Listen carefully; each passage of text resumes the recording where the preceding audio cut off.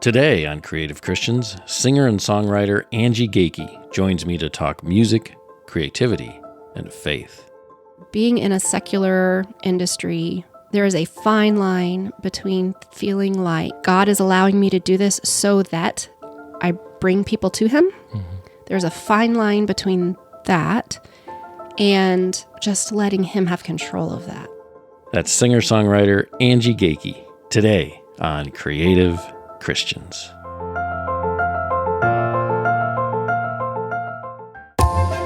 Creativity, faith, inspiration. As Christian creatives, how is our creativity different because of our faith? You got to believe in what you're doing. Listen and let the Holy Spirit lead you. To be in Christ and have an identity in Him above anything else, I think is extraordinary. If you believe God's called you, you can't walk away from that. These are stories of creative Christians.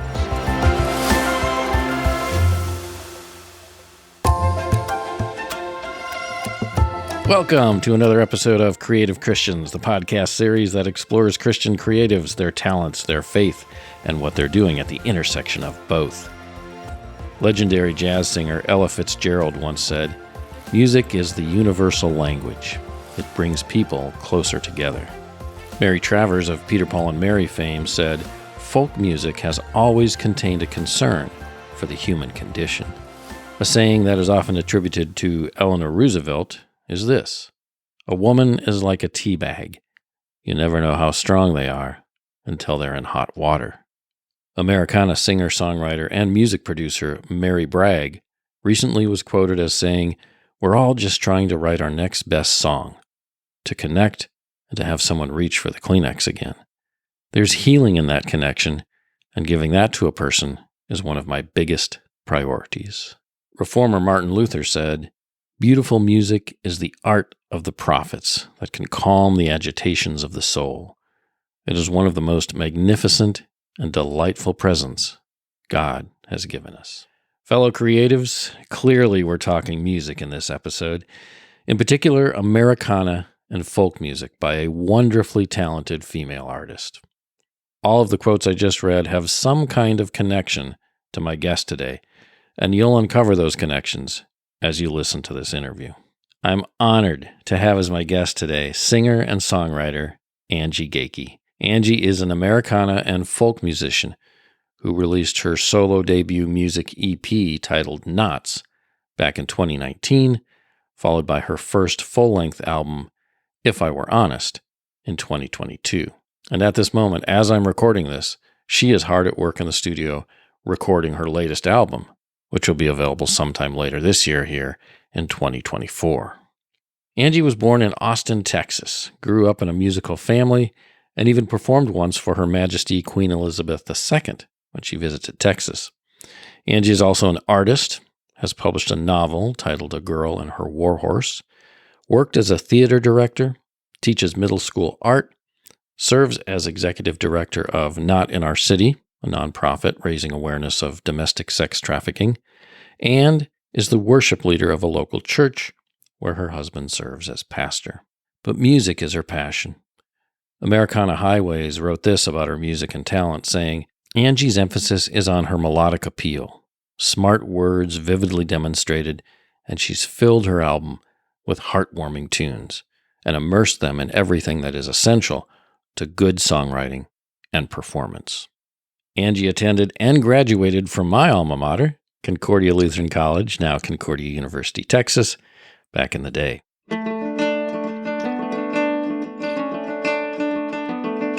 I traveled to Houston to sit down and chat with her over a cup of coffee about music, songwriting, creativity, faith, and the challenges and joys of an independent artist breaking into today's increasingly complex music industry.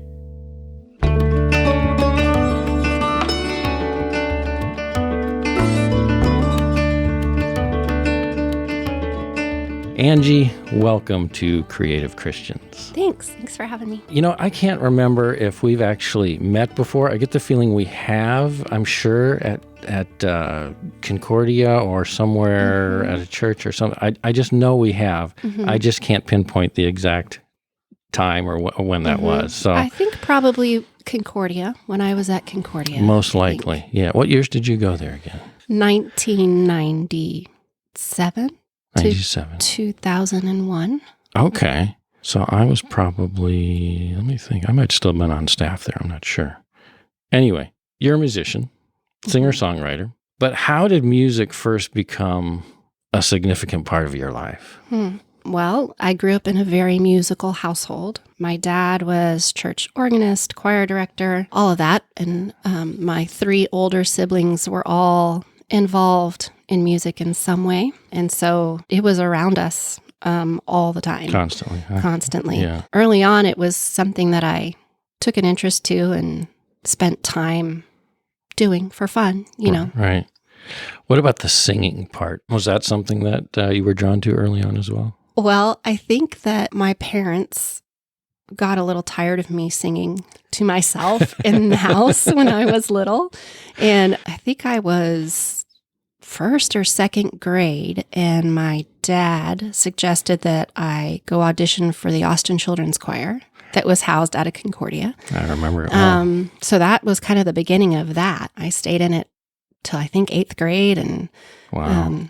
yeah, it was pretty You were a long formative timer. for me. Yeah. Did you have a sense early on that this was something you wanted to pursue down the road? Was this something that you had a passion for, I guess I should say, early on? Yeah, I think so. I was the youngest of 4, but by a lot. So there was a 10-year gap between me and my siblings. So there was a big section of life where I was the only kid at home. I would go disappear in my room, and back when all there were like cassette tapes. Yes. I would play a cassette tape on one thing on the radio or boom box or whatever, and then have another tape recorder and another tape, and I would record myself like singing harmonies with whatever song I was playing on the first one. And then You were multi-tracking early on. yeah, and I remember trying to write songs just to fill up time. I needed things to do, and Right. that's just where I went with it. So you had a sense early on that you were creative, or that you were interested in creative activities. How did you foster and develop that singing talent as time went on? Austin Children's Choir was a big part of that. I learned a lot about music theory and things like that. And then in high school, I took private lessons and, participated in choir and state and all that kind of stuff. And then when I got to Concordia, I continued with private lessons and took as many classes as I could, And that's Concordia Lutheran College in Austin, right? Yes. Yes. Yay. What was the mascot when you were there? It was already the Tornadoes. The Tornadoes. Okay. Yes. See, I was the Stags. You went to Concordia, and what'd you go there to study? I went because my dad taught there, and that made tuition nice. Right. And I did not actually declare a major until like the beginning of my senior year. Wow. I just took classes that interested me. Right. And then at the beginning of that year, Mike Middendorf was my advisor, and he was like, "Angie, you got to pick a major." And I said, "The time has come." Yeah, well, what am I closest to, like based on the classes that I've taken? Right. There you go. So I have a liberal arts major in fine arts and psychology, and then a minor in behavioral science. Wow. So I just took the classes that interested me, and that's kind of where I ended up. Okay, let's switch gears for a second, talk about faith. Obviously, that's a big part of your family. Your family is well known here in Texas, particularly Central Texas area, I think it's safe to say. Faith was a part of your family, your upbringing, your life. Tell me a little bit about that. Yeah, we grew up LCMS Lutheran, and we're heavily involved in church. We were actually, my family, my siblings and I were talking about this this past weekend, that it was never a question whether or not we were going to church on Sunday morning. It was the given. It was the assumed. That's what we're doing. Right. Our dad found ways for us to not just attend church, but be involved and serve within it. And I think that was pretty instrumental in how we viewed faith, that it wasn't just something to consume, but needed to be also there needed to be an outpouring, An expression. being the hands and feet, of Jesus. And, using that in creative ways. Being a creative and using music or art is a way of serving the church, is a way of serving the community, serving those who don't believe, and being a means to introduce them to Jesus. Right. Yeah, that really became, I think, foundational to just how I view my faith and living it out. Yeah. Let's jump back to music. Okay. Jump forward quite a bit. When and why did you decide to suddenly make an album? How did that come about? I have 4 kids, and Bless you. yeah.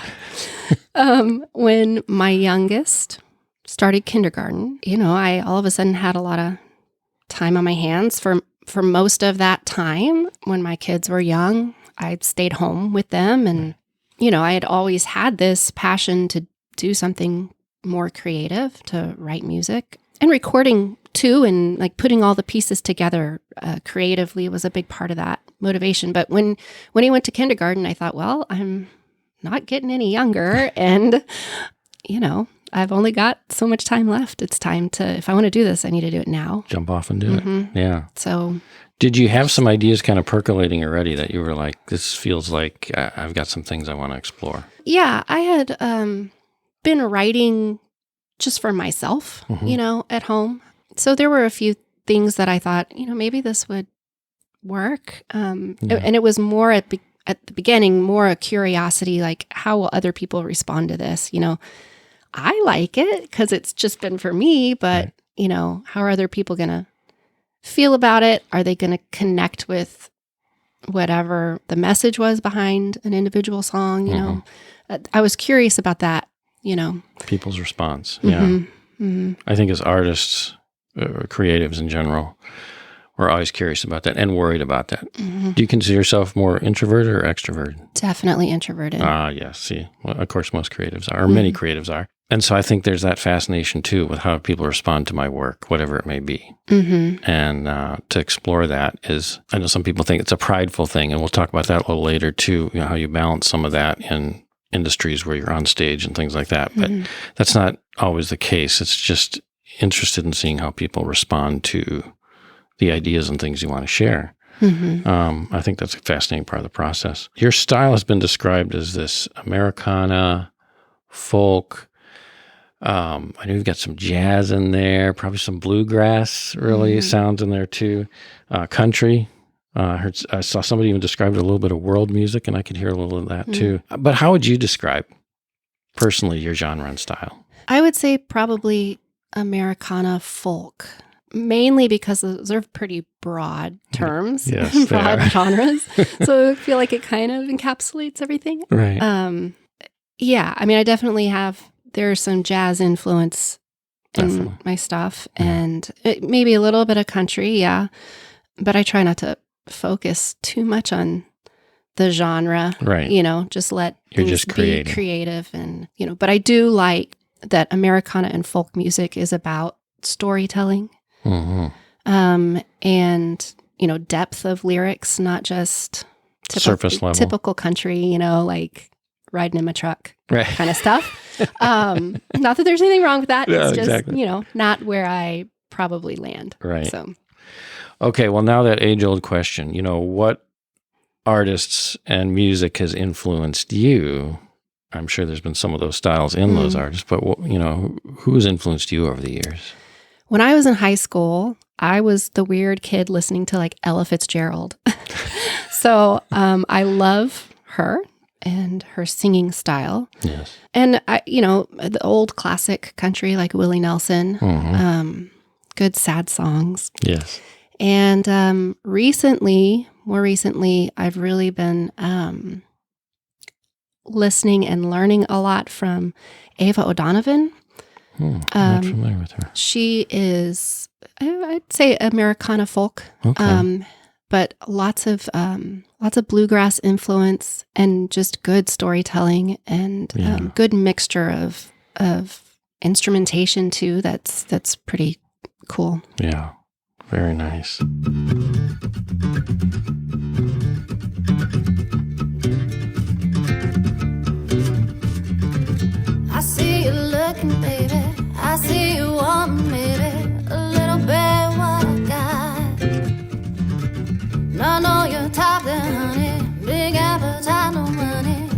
ain't my first rodeo.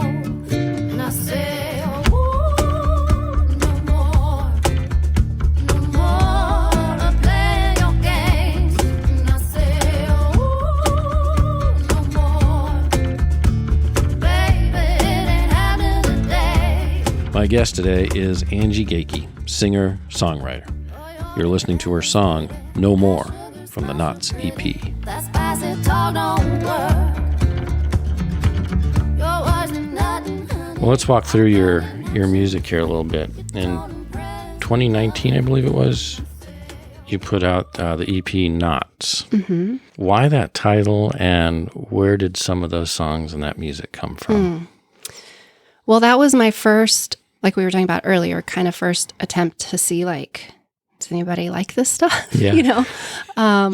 And kind of joke that, like, in the music industry, if you don't have a CD, then there's kind of zero credibility to do much. It's kind of like having a business card. Like, it's a staple. You've got to have something to give somebody. Now it's even weirder because nobody has CD players. But I still love physical media. That's just me. yeah, those songs were things that had been collected over time, you know, in my writing just for myself. Mm-hmm. I'm trying to remember. I think maybe Knots. It's the title. It's named after the title song. Mm-hmm. And I think that song I wrote for the project. Yeah. There were some other, I'm trying to, I'm like, I know, recalling now. How did that all happen? Yeah, there were a few songs that I think I wrote specifically for that project. But overall, the EP was supposed to kind of explore the complexities of relationships. Mm-hmm. And the song Knots is all about, you know, it's a metaphor, analogy of marriage, right? Tying the knot and how that can be tricky. Right. And so, the songs in there are trying to explore maybe all of the parts of relationships and marriage that nobody's really comfortable to talk about or admit, but probably everybody experiences. And what a great way to explore. Music, of course, is so wonderful to be able to explore things like that, and lyrics, which can have, you know, layers of meaning to them, because you can say things in a few lines of lyrics that can give a depth of multiple different things that allow the listener to explore and apply things to their own lives, as well as get something out of your own story too. Mm-hmm. So how did that process go about? How did you find a producer? Did you self-produce? How did you find a studio? You know, how were some of those logistical things that, you know, have to happen for an album? How did all that come to be? It was all God. There was a couple in our congregation, and I just happened to find out through word of mouth that he had some experience in producing. He was in town studying to be an entertainment lawyer. And so I just asked if he would help. Right. And so he ended up producing and helping me, you know, understand what that even meant. Right. It was a good partnership in that I was able to somewhat self-produce, but he was there to help with all of it. Yeah. He found the studio. I mean, he really helped out as a good friend and helped me understand what the process even looked like. Right. Mm-hmm. Wow. Did you find that freeing in a way to finally jump into, and I assume you recorded this in a fairly short period of time? Yeah. Yeah, I think it took about a week, maybe a little bit more than that. But yeah, it felt good to feel like I was actually taking a step in the right direction for what I wanted to do, you know, not waiting anymore. Right. Finally jumping in. Mm-hmm. And so then, I think it was there 4 or 6 songs on that EP. I'm trying to remember. Yeah, 6, I think. 6 songs. You were able to finally produce some music. And as we talked about earlier, you were wondering about how people would respond. How did people respond to that? Positively. One thing that I did not learn the first go around was, you know, we made this thing. I had it on a CD and I thought, okay, like there it is. Right. Now people are supposed to like listen to it and love it and share it. And, you know, so I did not understand all of the work that needs to go into rolling out a new, you know, project and music. If you build it, they will come. Doesn't always. Yeah, exactly. So for the few people who heard it, it was received well. Yeah. But that was definitely the biggest learning that I got from that experience was there's a lot of work. Yeah. Making the music's only half the job. And then distribution, you have to, promotion. Yeah. I hear you.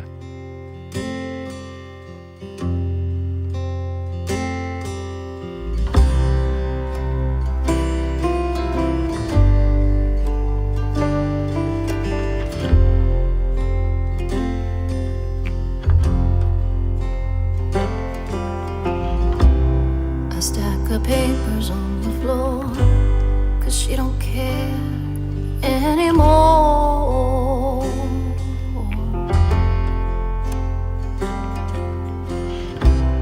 Her coffee's looking kinda sad, mixed up with a whole lot of mad.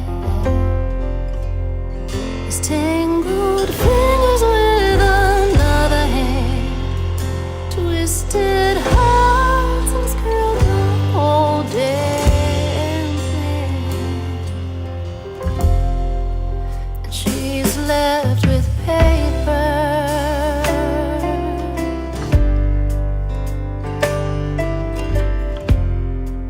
Okay, so then COVID comes along.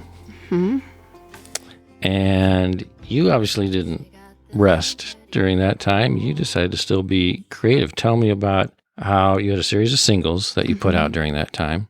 How did that idea come about, and, how did you do that? COVID was about reinventing how to do things, I think, for everybody in every, industry. And so I had made a New Year's resolution in 2020 to write and record a new song every month. Part of that was holding myself accountable, and knowing I'm just going to be sitting at home, and a house full of other people because we're not going anywhere. Right. So part of it was just holding myself accountable and making that public. Then I couldn't, Right. I had to do it then. Yep. You were committed. Yeah.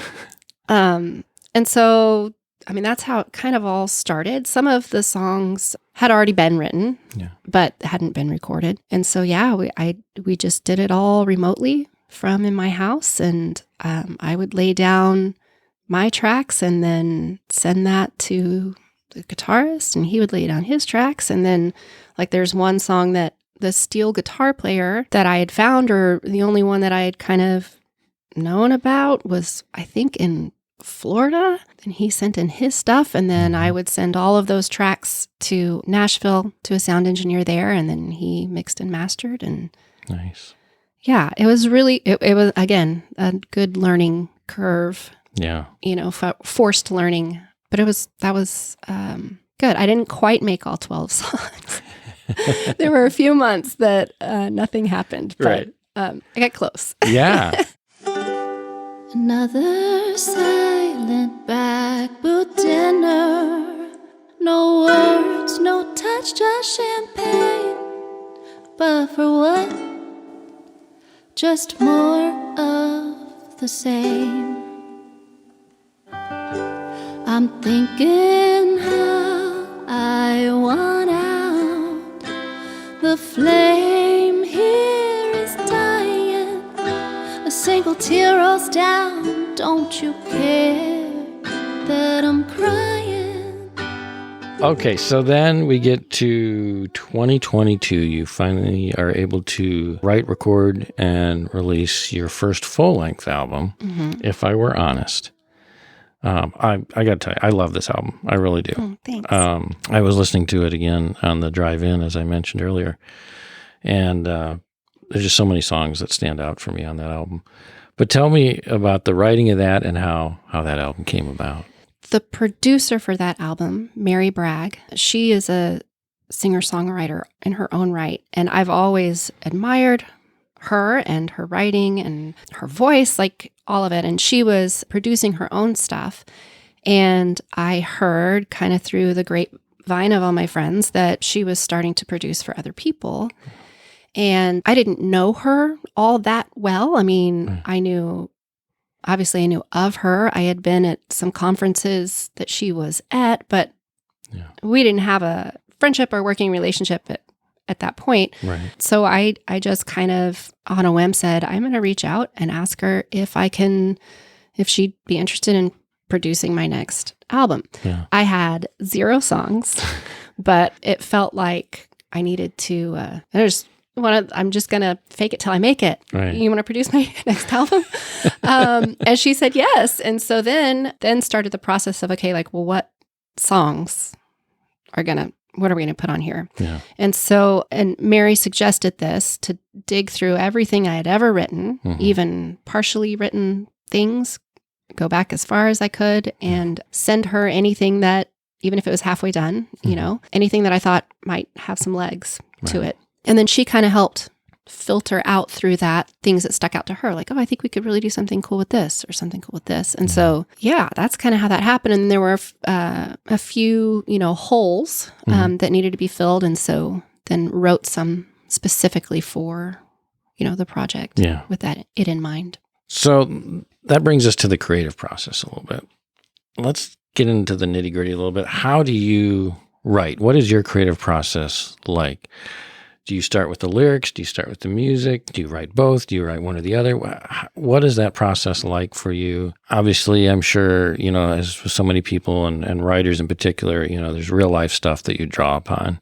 Mm. But what is that process like for you, and where are you getting some of your ideas? The process has been different for me almost every time, but the more I do it, I think sometimes there will be melodies that come into my head. And I will make a voice memo of a random melody. Yeah. Sometimes, I'm just goofing around on the piano or the ukulele and some kind of chord structure and melody just I happen upon it, right? So I record that and take a little note of it. And then, sometimes I'll be watching TV and something that somebody says pops out and is like, oh, that would kind of be a cool hook lyrically, in a song, or that's a cool twist of words or something like that. Or I'll be in conversation, like, if I were honest, that came about because I was sitting at a table with my husband and some friends, and we were just, I don't even remember what we were talking about. Yeah.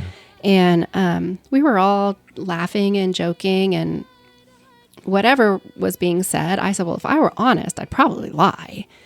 And my husband was like, that's a song title.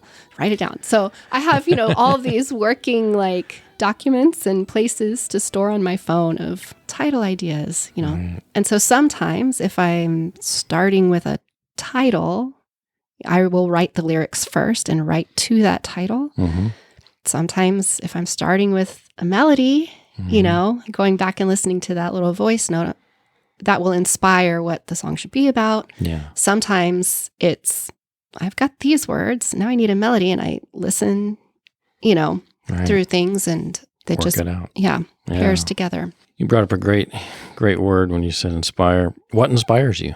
I mean, I think life experiences, whether mine or things I'm observing within the church or with my kids or relationships, friendships. I think good stories inspire me. So sometimes it might be part of my story paired with somebody else's story, that kind of gets morphed into this unique story in a song. Right. But I think there's a common thread that runs through all of us as human beings, because we're all a part of a story. And so I think finding the thread in different circumstances that everybody can connect to, even if their story is not like mine. What is the thread that would connect to anybody? I was at a songwriting conference and I heard one of the speakers say, think about the 16-year-old girl in the middle of Iowa, and all she has is her radio. Like, how can you connect to her? You're in a completely different stage of life, than her, but that universality of music and song. Yeah. Do you find yourself working through things, whether it's issues or just different matters, through song, through your lyrical writing? I mean, like you mentioned, knots, dealing with marriage and things like that. Are there different things that you find yourself working through in music, or is it just more of an expression of events or stories or things. What is that like for you? I think there's definitely a component of it being somewhat therapeutic. You know, sometimes the reality of a situation can become a little bit more present when I've filtered out my personal emotions or reflections through song, right? Then it's kind of like a little bit of clarity, like, oh, well, you know, maybe it's not that bad. Or, Yeah, exactly. you know, or, you know, maybe, I don't know, this is an area of concern.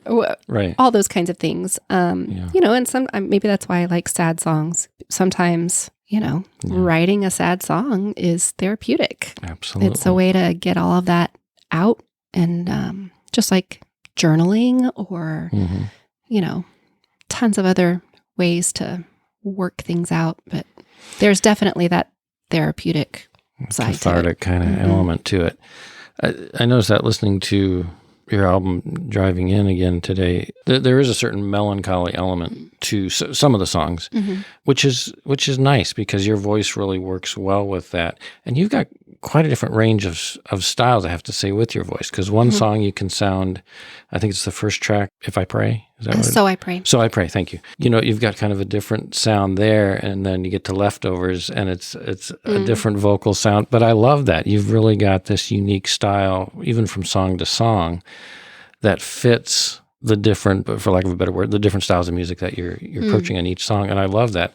But there's a number I noticed on that album that have this kind of melancholy element to that. Was that intentional, or did that just kind of happen as a result of the song, you know, the lyrics you were writing and the music that came out? I think it just happened. Law of averages. Yeah. I mean, and I think if you ask any songwriter, the sad ones are always easier to write. Yes. It's hard to write a happy song. Yeah. So, you know, I'm not that good to have an album full of happy songs. Now, the flip side of that is you do have some great upbeat stuff on there too. So I don't mean to make it sound like it's a depressing album, because it's not. And that's why I use the word melancholy, because there's something kind of bittersweet, but you know, there's something sweet about that too. So I love that. There's just some great stuff on there. And let's talk about some of the songs real quick. Tell me a little bit about. I'll mention a couple songs, and then tell me about, you know, the writing behind that, or kind of how that came about. And the first one I got to mention, I told you about listening to on the drive-in, is Leftovers. Silence turns into frustration. Our words get said with no filtration. Holding new wounds, we turn out the lights. Just another night with a fight. Oh, like a baby crying for his mother. We demand and much more from each other. Brothers, we will feel like we're getting smothered. I love that song. How did that come about? So it's a weird story. It makes no sense. Probably a little insight into my brain. Right. So this was back when we lived in Buda. There is a cotton field. And, you know, every year during, the spring, I guess, when they would harvest all the cotton, the smell, I mean, it was just so overwhelming. And we would, with the kids in the car, we'd always drive with the windows down so we could smell the cotton. Right.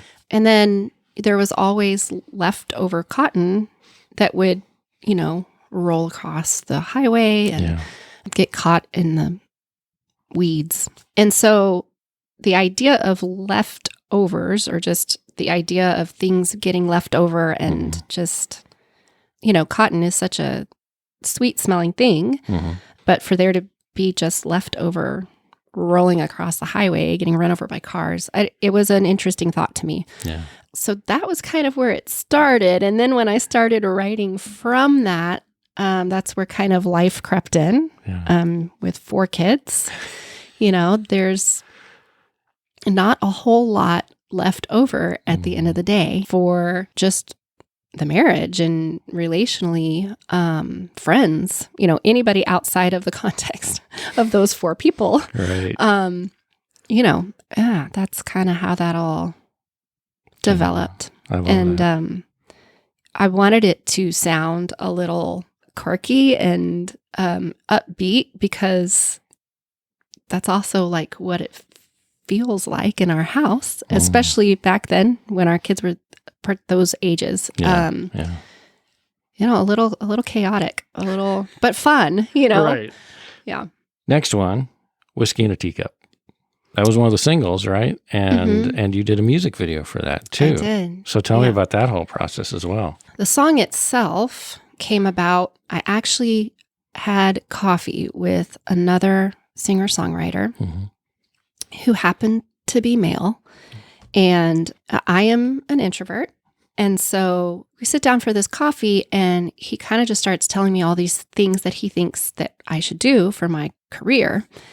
And I kind of thought, I mean, okay, but I didn't know that's why we're meeting for coffee. Thanks, but no. Right. And so I walked away from that meeting upset, offended that who does he think he is? That, Right. So then I started thinking about, I'm going to write a song. I'm angry. Great time to write. Yes. And I was looking at some quotes about women or about being an introvert and found a quote by Eleanor Roosevelt that said, and I'm probably going to not say it exactly right, but it was something about women are like tea bags that you don't know how strong they are until you put them in hot water. Oh, yes. And so that's kind of where the whole idea of like whiskey in a teacup and I'm stronger than you think I am came from. And yeah, it kind of then became my anthem as an introverted woman. Like, just because I'm quiet doesn't mean there's not anything going on up in my head. Exactly. I love that. What a unique way for that song to develop, too. Yeah. How cool. Yeah. The video, part of the strategic strategy for releasing the album was to have some videos. Right. And so that became one that we thought, well, that'll make a great video. And then another kind of God thing, the video ended up being sponsored by Johnny Walker Whiskey. Oh, nice. And so that's why in the video, there's definitely a plug. There's whiskey bottles everywhere with their logo on it. But it was just really cool that happened. Yeah. Was that the first video you recorded? I did make a video for Commitment Down from the Knots EP. Okay. What's that process like for a musician, to step in and make a music video? It is part of the game too, but I know some musicians don't like doing them. What was that like for you? And I know your family was involved in at least Whiskey in a Teacup, right? Mm-hmm. Yeah. Yeah. Well, for Whiskey in a Teacup, it was definitely a different process than the video for Commitment Down. That was definitely like just trying to pull together ideas myself and low budget and how are we going to, let's try to make this happen. Yeah. For Whiskey in a Teacup, I worked with a company, and so they formulated the plot of this, which was as a creative wanting to know what other people think, right? It was really fun to see the ideas that they came up. I wouldn't have come up with that plot. How they interpreted your song, right? Yeah. Yeah. When I told them I'd love to have my kids involved in it, I think that it kind of directed some of that plot line, and then it just kind of came together. Where'd you film it at? My house. You did? Okay. How awesome. Yeah. I know there was the scene where there was some confetti or something and lights and people dancing and all that. It looked like it was a lot of fun. Like y'all had a blast. It was. And it was great because I'm actually not in the video a whole lot except for singing the song. Yeah. And that was just kind of edited in, right? So it was really fun getting to just step back and watch my family and friends, receive direction from the directors. And I just got to be a fly on the wall. It was really fun. How many takes did you have to do all the way through for your song? Oh, goodness. It was a full day. Yeah. They were great directors. Yeah. So, yeah, I don't remember. Usually it's a exact lot. number. Yeah, it was a lot. Just because they want to get every angle. Yeah. Okay, the title track. Mhm. If I Were Honest. Why did you come up with the title based after all the songs, or did you write that intending it to be the title? Tell me a little bit about that. I selected that title for the album Mhm. after the song was written. Okay. Because I also thought, well, it applies. Yeah. You know, if I were honest, these would be all the things that I say. You know, Right. Yeah.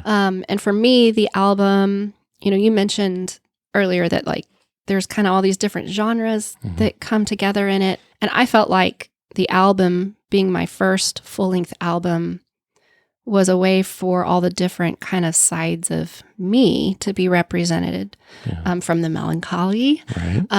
to kind of the sassy, you know, whiskey drinking, Right. Right. you know, all of that coming together. It encapsulates your personality well. So the idea of, you know, if I were honest, kind of this is all the different sides of me. Mhm. Take it or leave it. You think I can't find my voice, but I stay silent by choice. And I ain't gonna add to your noise, 'cause I'm too damn refined. You're wrong, what you see is weak, is potent and strong.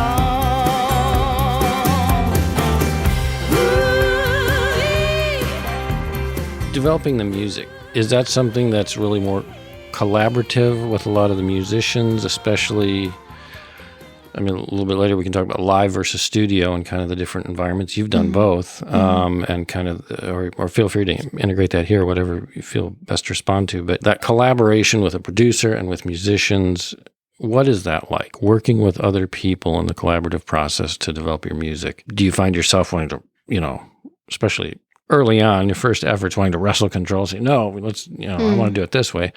Or do you find yourself much more open to that collaboration? Do you find the other musicians, whether they're session musicians or whatever, contributing to that? Or do you find yourself having to be more responsible for really coming up with the music, being, you know, I'm the artist, I need to develop this? What's that like? Well, I think, again, I've learned a lot about this. And like with my first EP, I think I was so kind of new and green to that world that I just let other people make a lot of the decisions because I was like, well, they probably know better than me. In hindsight, I wish I would have spoken up more about the direction to take in some of those songs. Musically? Musically. Yeah. Okay. Working with Mary, one of the reasons that I wanted to work with her was because I loved her music and I loved her style. And I knew that whatever she would put on my stuff, it would be in the same vein. Yeah. And I knew like, that's exactly what I want. Right. And so we recorded it in Nashville. And so the session musicians were all amazing. And one thing that I really appreciated about Mary's approach to producing was just let them do what they hear. Right. I mean, there was some guidance in there, but, you know, so many times, you know, the guitarist would like lay down a track and her response would be like, yes, let's lean into that a little bit more. Nice. Do it again and just lean into that. And then like, you know, just these magical moments happen where you're like, oh my gosh, that was amazing. Yeah. And so I think there has to be this even balance between here's kind of big picture where we're going with this. This is the feel. This is the sentiment, you know, not this, more this, but then being completely open for the people who, I mean, that it's what they do. Yeah. To just do their best and give them room to be creative because then that's when stuff happens. You're like, I would have never thought of that, but that was so good. Is that freeing in a creative sense to be able to collaborate with people, like say in the studio, and to have moments like that happen? Yeah. It's one of the reasons why I like to record. It can happen on stage too, but I feel like you're usually so rehearsed. Yeah. You know, it doesn't happen as often as being in that environment where like we're here to try everything, anything and everything, you know. And you can stop and redo a moment, you know, or on stage. It's like, well, performing for an audience, pretty much got to keep it rolling along, although you can have your flubs and moments there too. But usually people are wanting a show, right? So, Yeah. well, talk just briefly about that live versus studio. What have your live performances been like? And I know you've done a lot because you've done some crowdfunding, and of course that's part of the rewards, and we can talk about that in a minute too. But what do you prefer? Live, studio? What for you? I know they both have different pros and cons, but what do you enjoy most as a performer, as a musician? It's so hard. I think I like them equally, but for different reasons. So being in the studio, just that creative space and watching things come together. It's like sitting down and putting together a puzzle, like a little, we need this puzzle goes, piece goes here. And I don't quite know exactly what the whole puzzle's supposed to look like at the end, but you get to see it come together, and it's just, I don't know, there's no other word for it. It's magical, I think. Yeah. So, I really love that. And I love the collaboration. I love working with other people and being amazed at their gifts. They're doing something I can't do. And that, I love that. And then on stage, I love the interaction with the audience. There's, in the studio, there's a disconnect between the music and the people who are going to hear it. Yeah. And so being on stage, being able to talk about, the story behind the song, or, to say a joke about it or whatever, that engagement with the audience is special too, and at times can feel magical. Sure. There have been some songs, particularly the sad ones, where at the end of the song, you can almost hear a pin drop because, everybody's in the moment and they're in the story and they're feeling the things that I'm hoping that thread, we're connecting on that thread and getting back to getting that response that you're wondering how our people respond to it. You get that on stage. Yeah. When those moments happen, and you can feel it. There's a difference between everybody's just bored and they're not responding. Right. Or no, they're so into it that it's silent. You can just feel it. You can feel that human connection, right? That we're all on the same page. And they're both special. Different things. Great. I think that's a great assessment of both. Faith. Okay. How does faith play a role in your creativity? The show is Creative Christians. It's all about how Christians use their creativity, but faith is a part of that. How would you say faith is a part of your creativity and creative process? Well, growing up in the church and being a pastor's wife, for most of my life, my gifts have been used within the church to serve the church. Right. And I think that's how it should be. I think that's, whatever our gifting is, people who have the gift of hospitality, use that gift at church, people who have the gift of spreadsheets, use that at church. If you're a plumber, use that at church. There's always a need for any of those things. Yeah. For me, because that had been the primary way for me to express my gifts, there came a moment when I was curious about how the secular world would respond to my gift, what I consider a gift from God. Yeah. Because the thing about church people is they're also really nice, and I don't know that they would tell you if you stink. True. Right? Yes, so, exactly. There was a little bit of needing some validation, am I wasting my time doing this? Even if it's within the church, do I need to be doing something else? Yeah. I think now, having been in the secular music world and being myself within that, which is going to include my faith, I think that God uses it in me just being good news to other people. So even if it's, offering help on crowdfunding, just because I've done it and have been successful at it, I'm still learning, but there might be things that I know that could help somebody else out. Yeah. They could pay somebody for that service. There's consultants who you can, pay them a fee and they will help you with your crowdfunding. Yeah.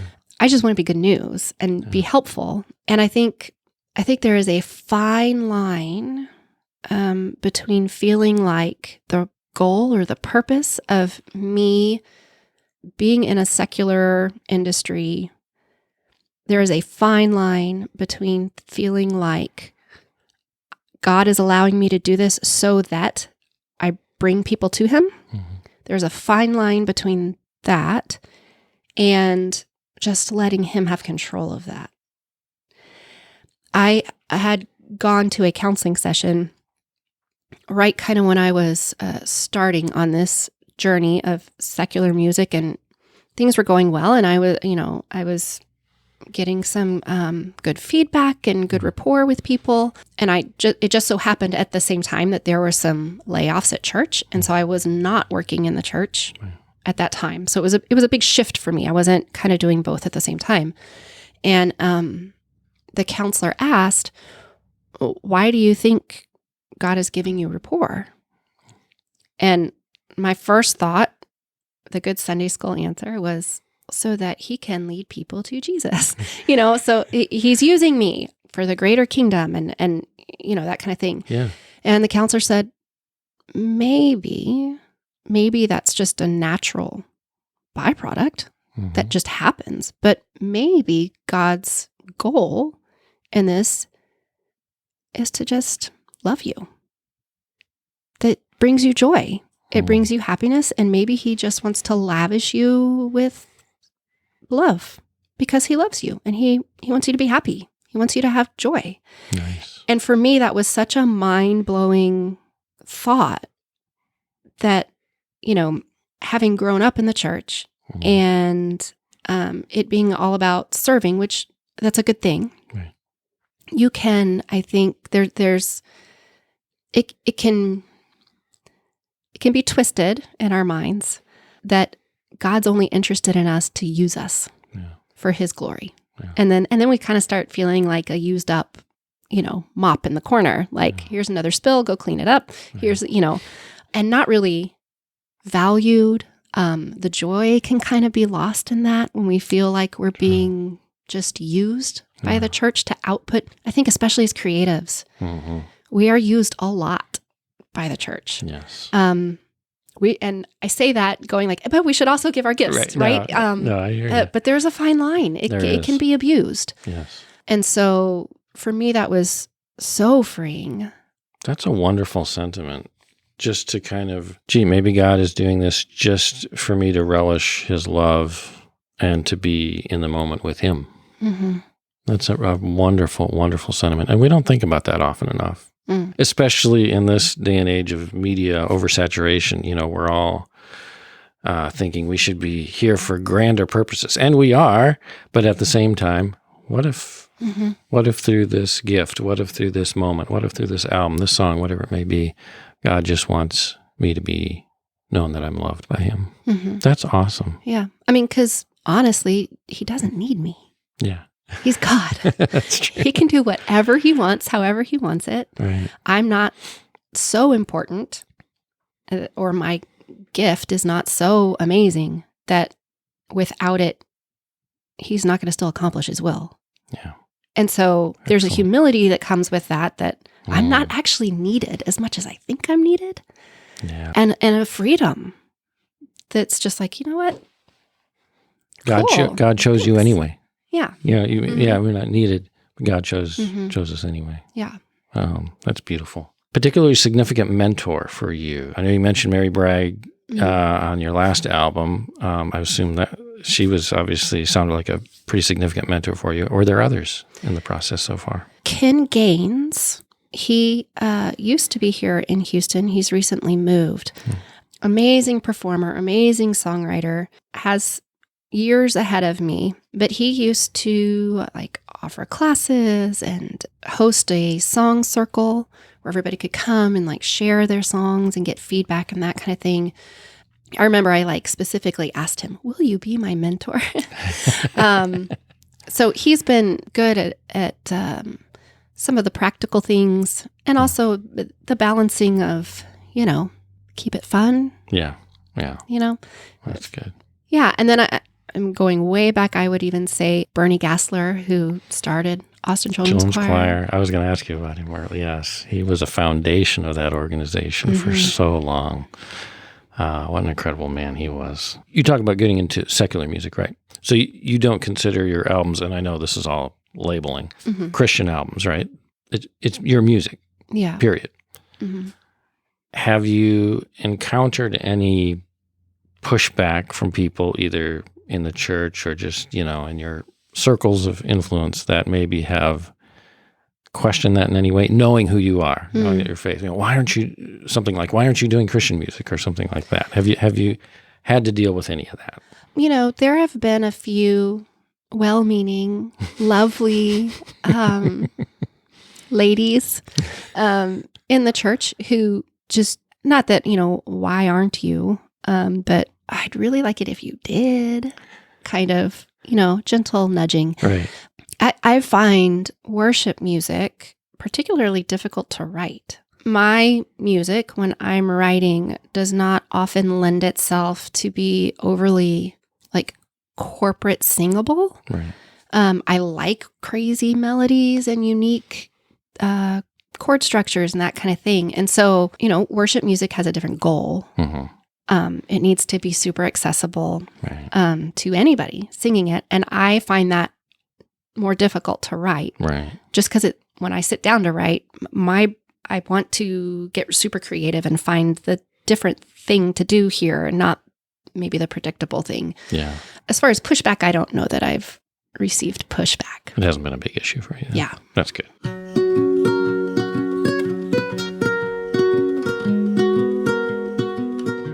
I'm talking with Americana and folk artist Angie Goeke.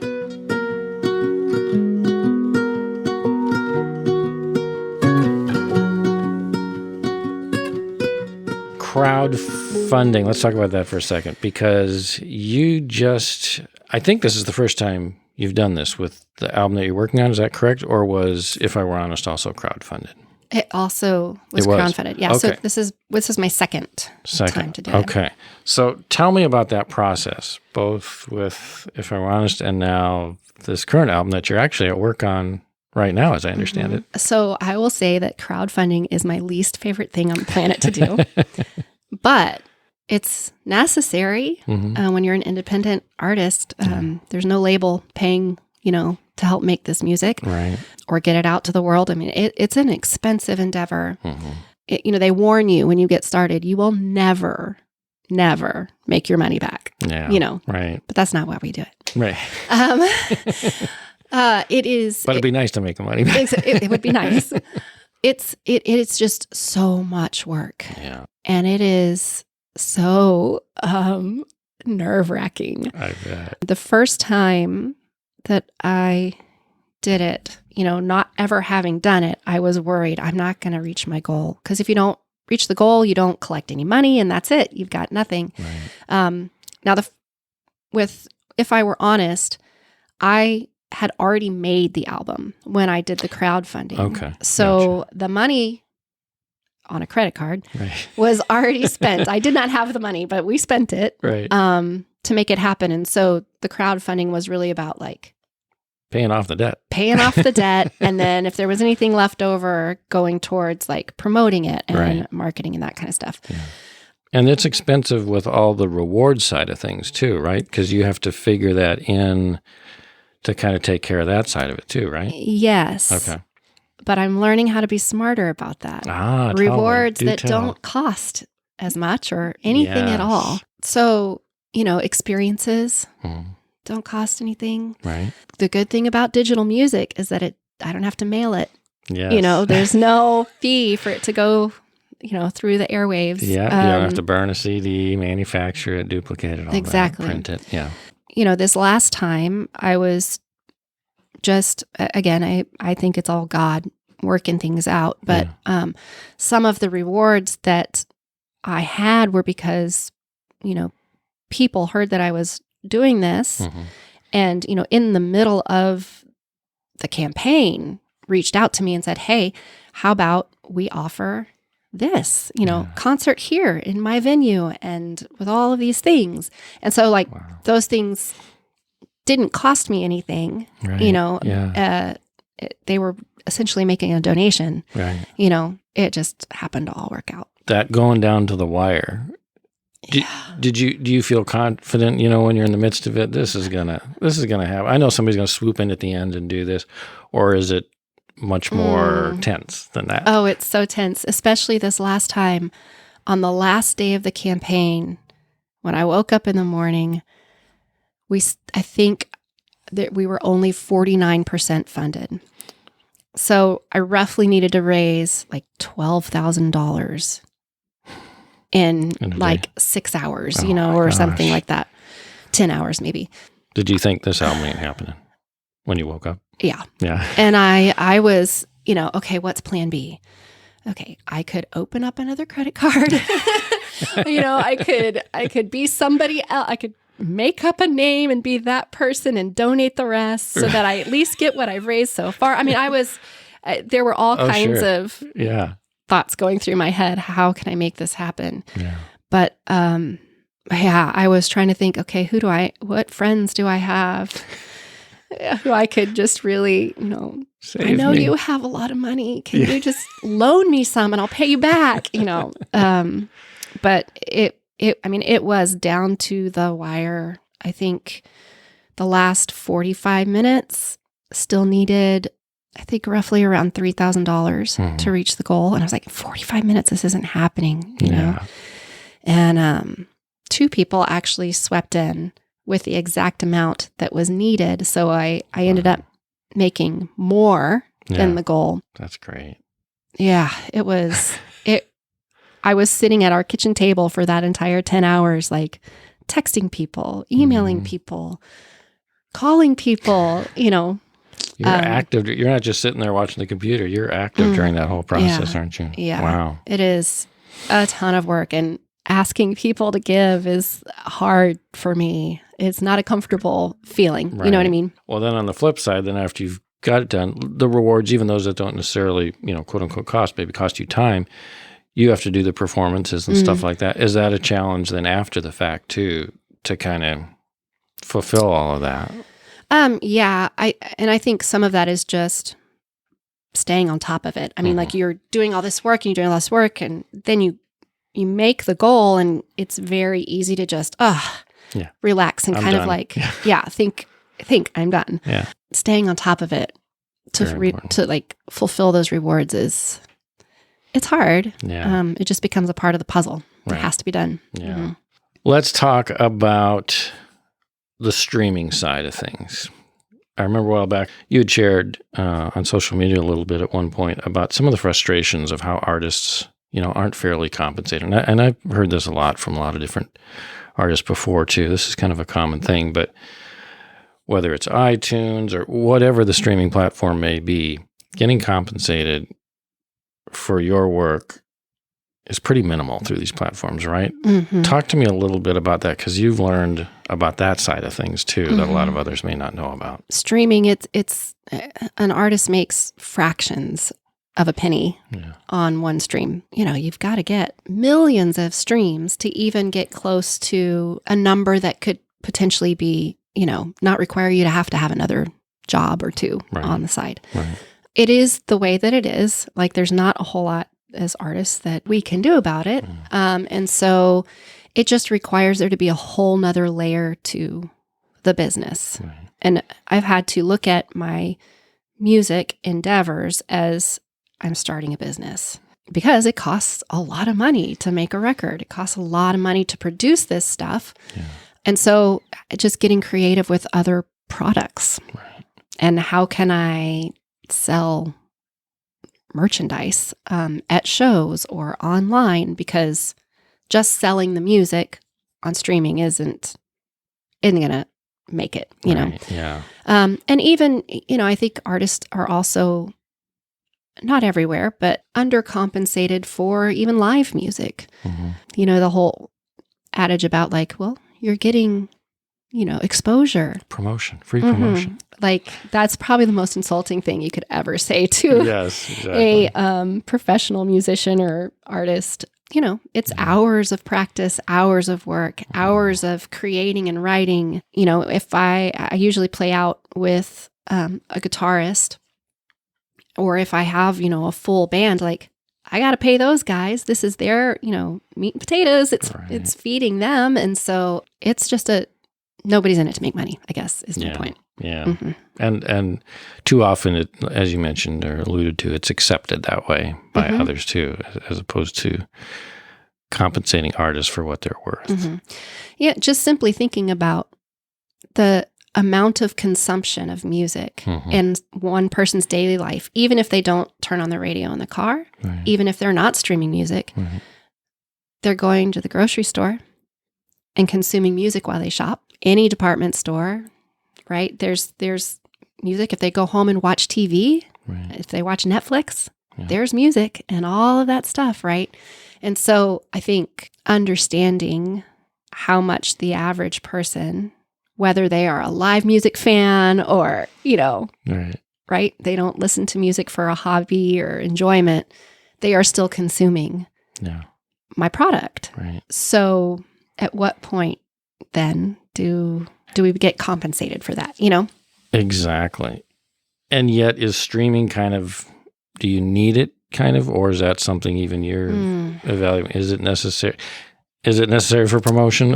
How necessary is streaming to an artist? It's important, Yeah. very important. Yeah. Same with social media. Right. Social media numbers. It is hard to get booked for a gig Yeah. if you don't have a certain social media following, Mm-hmm. if you don't have a certain number of streams Right. online. And this is without anybody ever listening to your music. They won't listen to your music until you have those numbers, right? And Right. so how do you get there Yeah. if you can't get the gigs? I think it's something that every kind of emerging independent artist struggles with. Well, thanks for sharing about all that, Yeah. because I think a lot of people would be interested to be able to hear and just know that they're not alone too. I'm sure there's many others in the same position.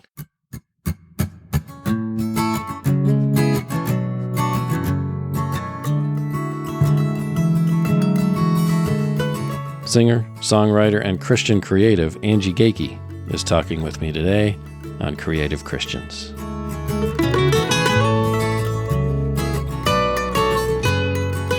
You're creative in more ways than one. You're a visual artist. I know you've done painting and drawing. Is that correct? And you've also written a novel, A Girl and Her Warhorse, correct? Mm-hmm.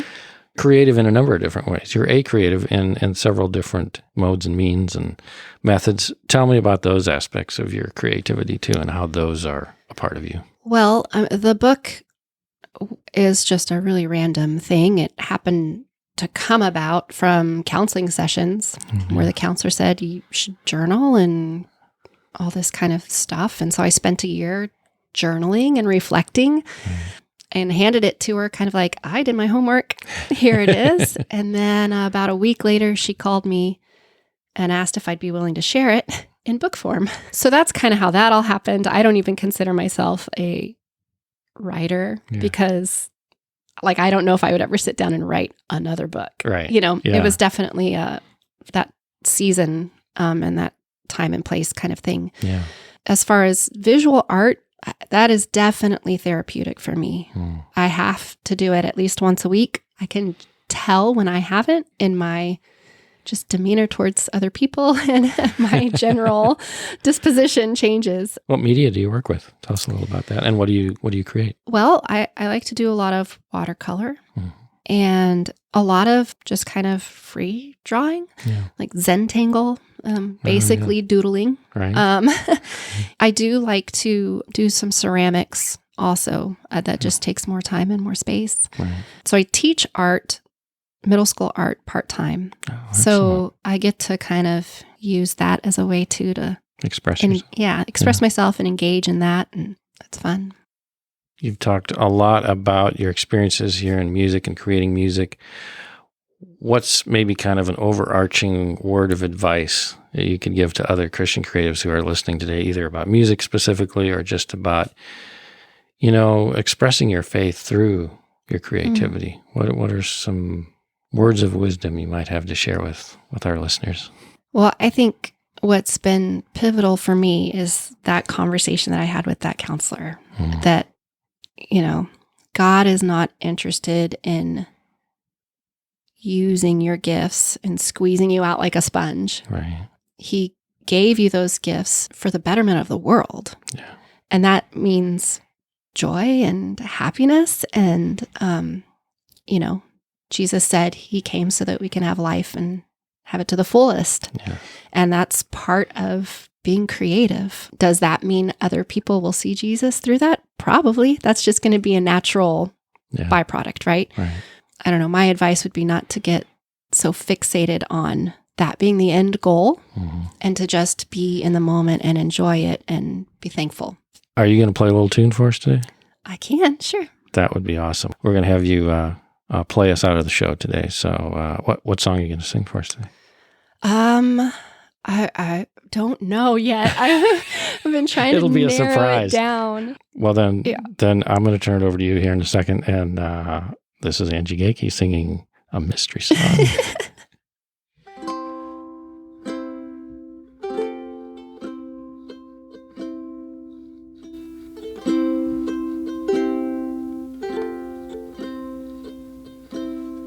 The candlelight is dimmed and gone. The stars and moon call me home. The crickets hum their good night song. The shadows drift and play along. I don't know how to end, to follow the sun behind Earth's bend, and then again the day is over. Night has come, its gentle kiss keeps till dawn. To say goodbye weighs my heart into the depths, sweet sorrows part. I'll store it all fragrant inside till tomorrow shines its light. I don't know how to end, to follow the sun behind Earth's bend, and then again the day is over. Night has come, its gentle kiss keeps till dawn.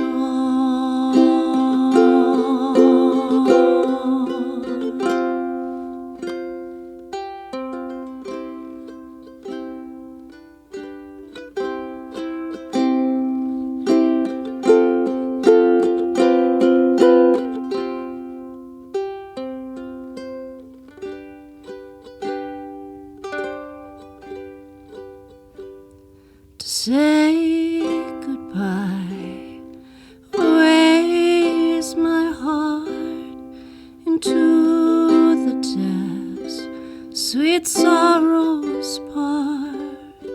I'll store it all fragrant inside till tomorrow shines its light.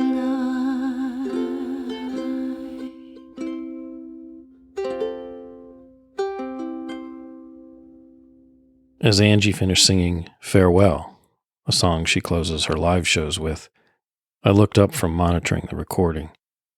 There were tears in her eyes. On January 7th, 2024, Angie's father, Theodore Zock, passed away. She had just attended the funeral for her father 4 days before we recorded this interview and song. Had she been singing farewell to her father? I had offered to reschedule our interview, but Angie, true to her dedicated spirit, said she wanted to keep the date as scheduled. It would be good to get back to work, she told me. Angie's favored Eleanor Roosevelt attributed saying came back to me. A woman is like a tea bag. You never know how strong they are until they're in hot water. Indeed. Angie Goeke is an inspiration to us in her strength, her faith, her creativity, her music. Certainly, through all the gifts God has graciously blessed her with to share with us. I know her father would be proud. I'd like to dedicate this episode of Creative Christians to Ted Zock, who passed away at age 87 on January 7th, 2024. Professor Zock, as many of us former Concordia Lutheran College of Texas students knew him, was a kind, gentle spirit who loved teaching. I had the opportunity to take a geology class with him while at Concordia, and his passion for all things rocks was very apparent. But Ted was also a creative. He loved music. He played the organ, was a choir director, and had been a director of theatrical dramas and musicals at several Lutheran schools. To Professor Ted Zock, God's blessings. And from all of us here at Creative Christians, our thoughts and prayers are with Angie and all of her family.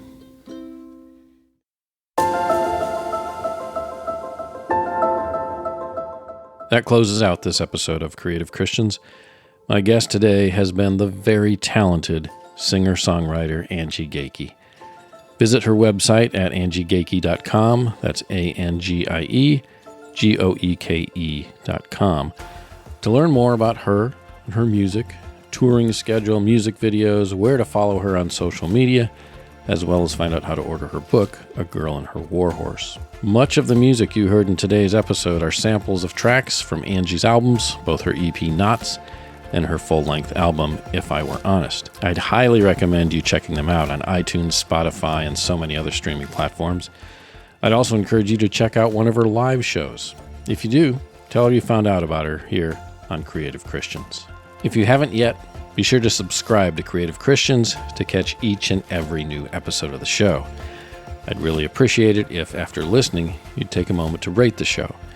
Helps me to gauge feedback and in rankings for the show. If you're really feeling generous, a brief review is always appreciated as well. Let me and others know what you like about Creative Christians. You can also email me directly with your feedback, comments, or questions at tim@timristo.com. I'd love to hear from you. I'm Tim Risto. Until next time, stay creative and stay in God's Word. Blessings.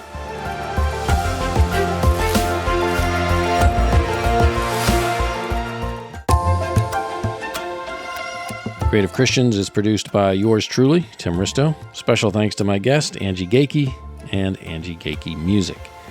As always, a shout out to my lovely and supportive wife, Tracy Risto. Creative Christians is an audio production of Tim Risto Productions. Visit timristo.com to learn more. That's TIMRISTOW.com.